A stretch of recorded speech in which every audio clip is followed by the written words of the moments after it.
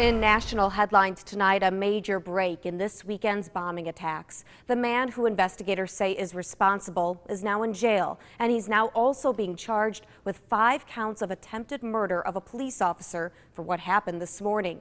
Authorities arrested 28-year-old Ahmad Khan Rahami after a dramatic shootout in New Jersey. 2 officers were hurt but are expected to be okay.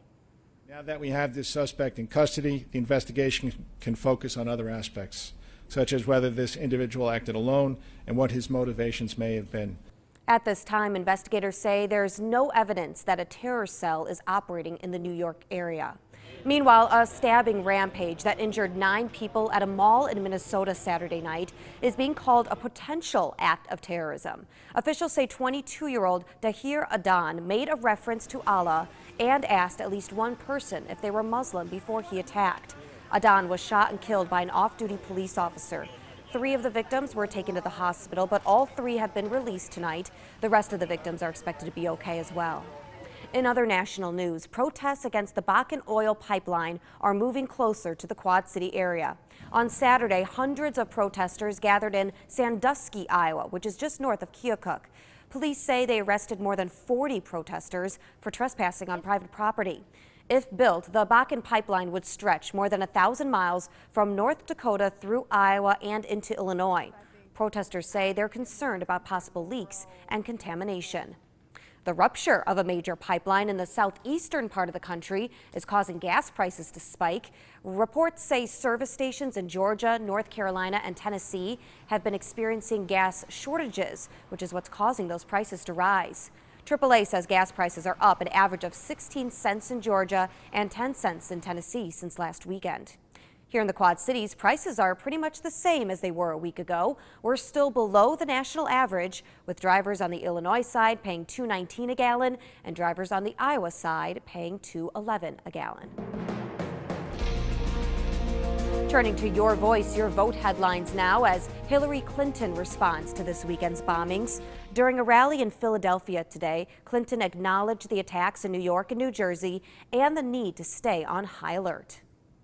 We must remain vigilant. This is a fast-moving situation and a sobering reminder that we need steady leadership in a dangerous world.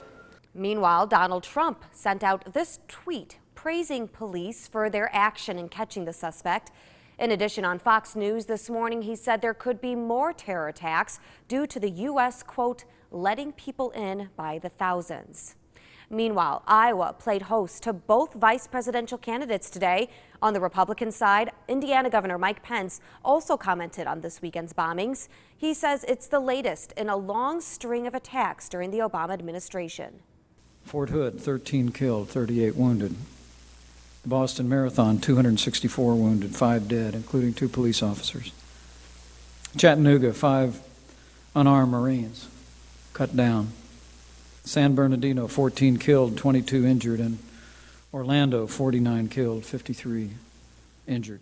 Pence made those remarks in Mason City this afternoon. He questioned the president's effort to fight back against ISIS, claiming the president is more concerned about political correctness than he is about protecting Americans.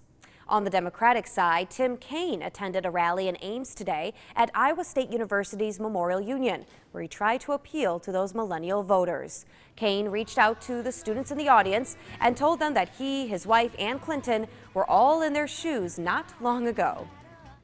We look at you guys, and look, I'm 58 years old now, and I got a lot of gray, and I'm balding and all that, but I look at you, and I'm really excited about our future because I see in your eyes a passion for this country, a passion for taking it to the next level, an enthusiasm and an optimism, and even with all the challenges we have.